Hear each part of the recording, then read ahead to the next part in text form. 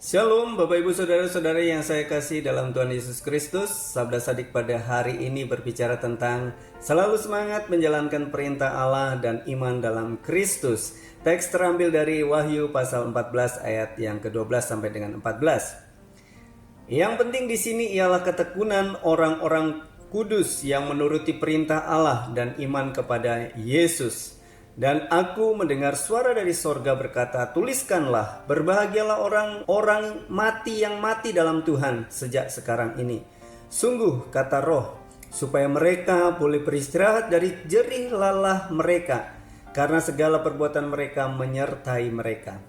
Dan aku melihat, sesungguhnya ada suatu awan putih, dan di atas awan itu duduk seorang seperti anak manusia, dengan sebuah mahkota emas di atas kepalanya, dan sebilah sabit tajam di tangannya. Kalau kita membaca di dalam ayat-ayat yang sebelumnya, malaikat ketiga menyusul memproklamirkan penghakiman Allah terhadap mereka yang menerima tanda dan menyembah binatang dan patungnya. Memang benar, dalam masa sengsara besar, kuasa iblis hebat dan penderitaan sangat berat. Namun jika dibandingkan dengan hukuman yang akan diterima oleh penyembah binatang ini, ternyata keadilan Allah dalam murkanya lebih dahsyat lagi. Disebutkan sebagai anggur murka Allah tanpa campuran. Ini bisa diterjemahkan sebagai anggur murka Allah dengan kekuatan penuh dari kemarahannya. Hukuman ini disebutkan sebagai siksaan api dan belerang selama-lamanya. Inilah yang disebut dengan neraka. Proklamasi penghakiman Allah oleh malaikat juga disertai peringatan terhadap mereka yang percaya agar tetap tekun mentaati perintah Allah dan tetap beriman kepada Tuhan Yesus. Sesungguhnya taat dan percaya merupakan dua senjata yang ampuh untuk bertahan dan sabar menantikan kedatangan Kristus kedua kali. Bapak Ibu yang saya kasih dalam Tuhan Yesus Kristus, Allah membenci penyembahan berhala dalam bentuk apapun. Ketika kita mengutamakan sesuatu atau mengasihi sesuatu lebih daripada Allah, itu sama halnya dengan penyembahan berhala. Ancaman hukuman neraka yang bersifat kekal selama-lamanya bisa menjadi berita dalam memenangkan jiwa yang tersesat, selain juga memperkenalkan kasih Allah yang kekal pula. Dalam menghadapi tantangan dunia dan godaan iblis yang semakin mengganas, kita perlu memohon belas kasihan kepada Tuhan agar memberikan kita kesabaran, kekuatan iman, dan ketaatan kepada firman-Nya, sehingga kita dapat bertahan hingga pada akhirnya. Perhatikan ayat yang ke-13. Kemudian ada suara dari sorga. Ini menunjukkan suara dari Roh Kudus, bukan suara malaikat. Suara ini memproklamirkan kebahagiaan mereka yang meninggal dalam Tuhan, yaitu mereka yang setia beriman kepadanya hingga pada akhirnya. Ada dua hal yang membuat mereka bahagia. Yang pertama, mereka akan beristirahat dari jerih lelah mereka. Ini menunjukkan bahwa tugas dan tanggung jawab mereka di dunia ini telah diselesaikan dengan baik.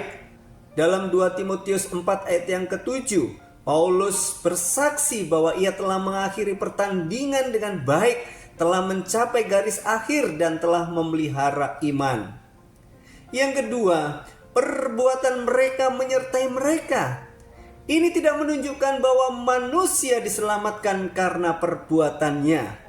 Lihat Efesus 2 ayat 8 dan 9. Perbuatan di sini menunjukkan kepada karakter dan pelayanan yang dilakukan semasa hidup. Jelaslah bahwa Allah tidak menyelamatkan seseorang karena perbuatannya, tetapi Allah memberikan pahala kepada orang percaya yang memiliki karakter dan pelayanan yang setia hingga akhir hidupnya.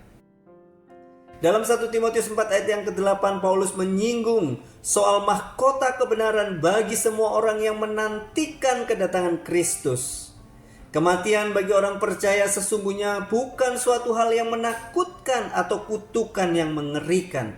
Karena Kristus telah mengalahkan kematian dan Dia akan memberikan istirahat dan upah bagi semua umatnya yang setia sampai mati.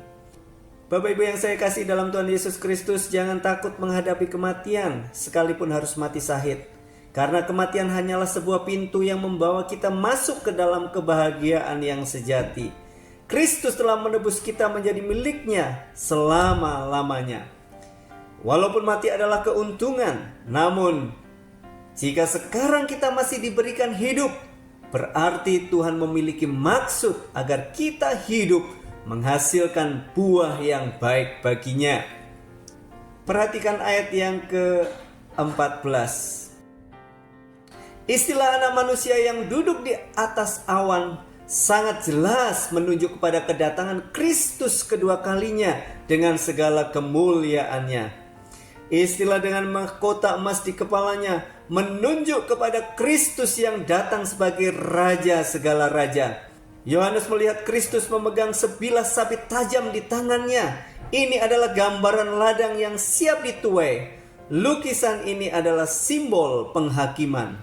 Penghakiman ini erat hubungannya dengan hasil ladang yang sudah ditabur oleh penabur. Di dalam Injil Matius pasal 13, Yesus memberikan perumpamaan tentang penabur, yaitu pekerjaan pengabaran Injil yang dilakukan oleh orang percaya. Setelah itu barulah perumpamaan tentang penuaian, yaitu saat pemisahan antara ilalang dan gandum. Jadi jelaslah bahwa tugas orang percaya adalah menabur, yaitu mengabarkan Injil. Sedangkan penuaian nantinya adalah urusan Kristus. Pada saatnya nanti, Dia yang akan memisahkan ilalang atau orang-orang yang tidak percaya dari gandum atau orang-orang yang percaya. Bapak Ibu yang saya kasih dalam Tuhan Yesus Kristus, janganlah kita pusing soal hasil tuaian. Itu urusan Kristus.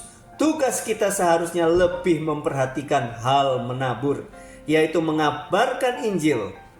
Pelayanan Injil bukanlah orientasi hasil, melainkan orientasi tugas atau tanggung jawab.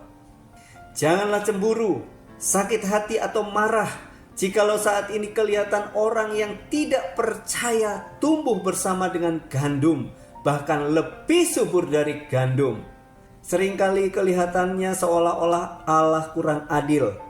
Bersabarlah, karena kelak ilalang akan dipisahkan dari gandum. Keadilan akan nampak pada waktunya. Kiranya melalui perenungan Sabda Sadik pada hari ini, kita selalu semangat menjalankan perintah Allah dan iman dalam Kristus. Tuhan Yesus memberkati. Amin.